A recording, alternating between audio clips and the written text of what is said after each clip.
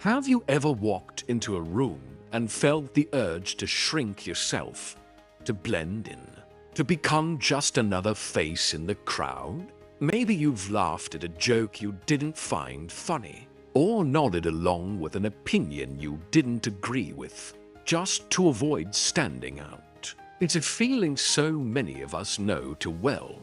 The pressure to fit in, to be accepted, to wear a mask that hides who we really are. Aryan knew this feeling intimately. Every morning, as he tied his school tie and looked in the mirror, he wondered if today would be the day he could finally be himself. But as soon as he stepped outside, the mask slipped on almost automatically. With friends, he was the joker, always ready with a quick comeback.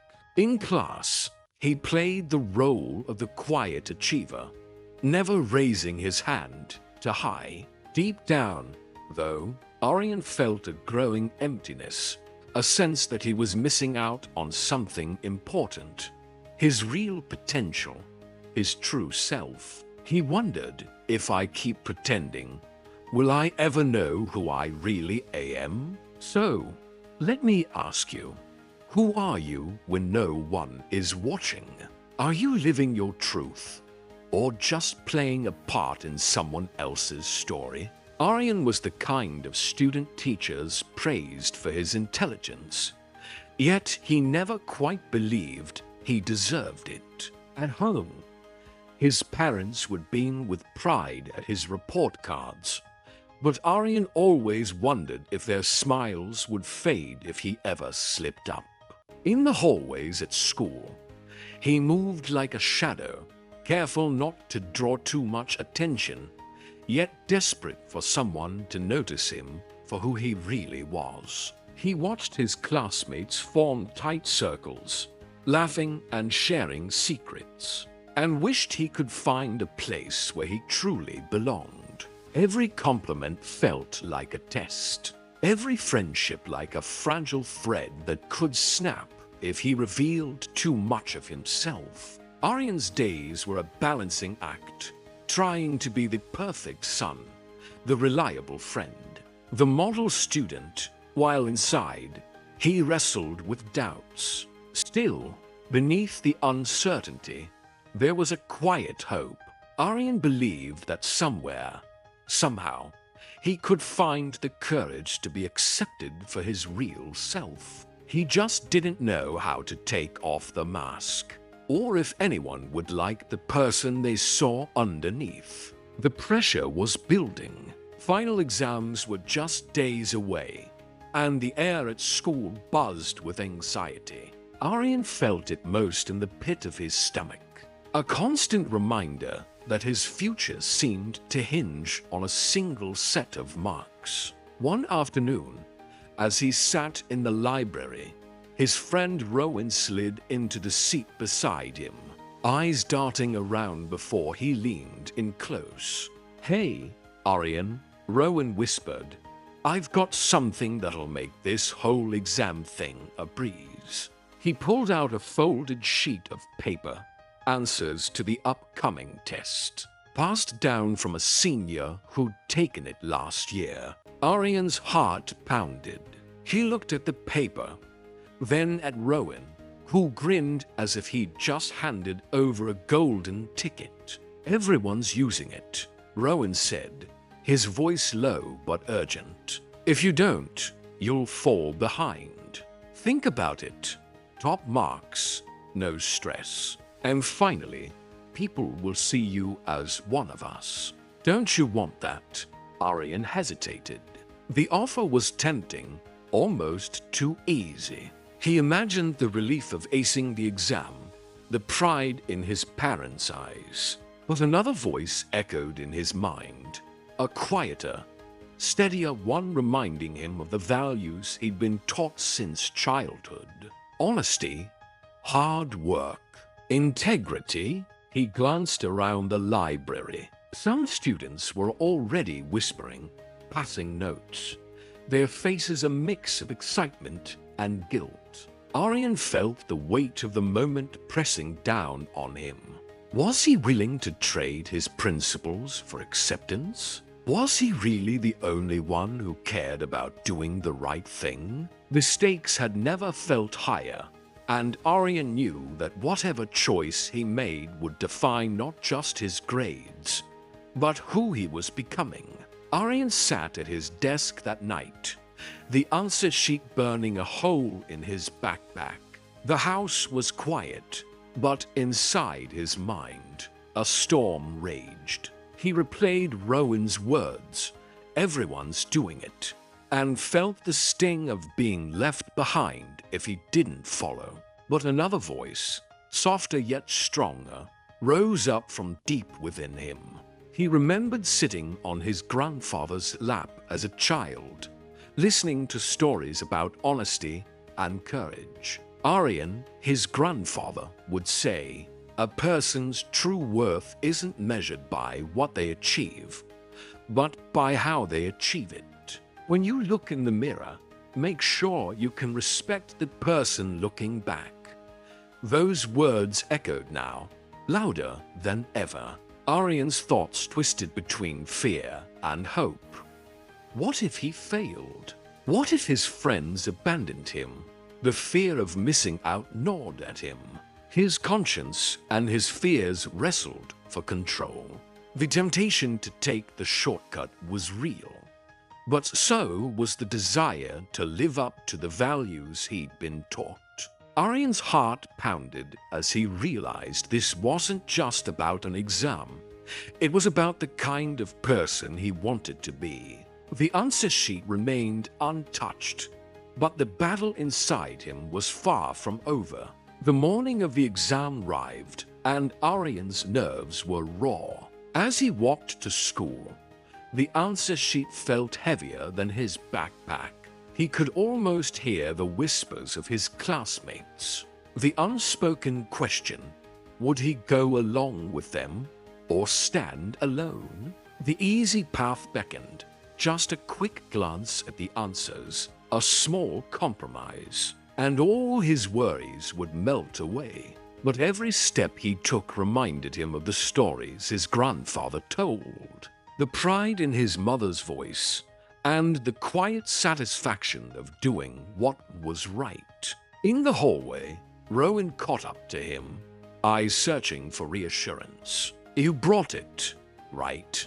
he asked, voice tense. Aryan hesitated, feeling the weight of expectation pressing down.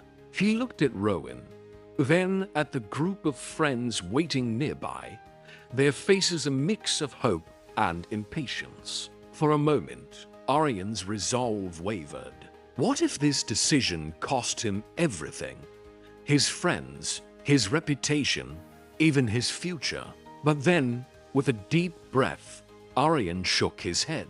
"I can't do it," he said quietly. "I want to earn my marks, not steal them."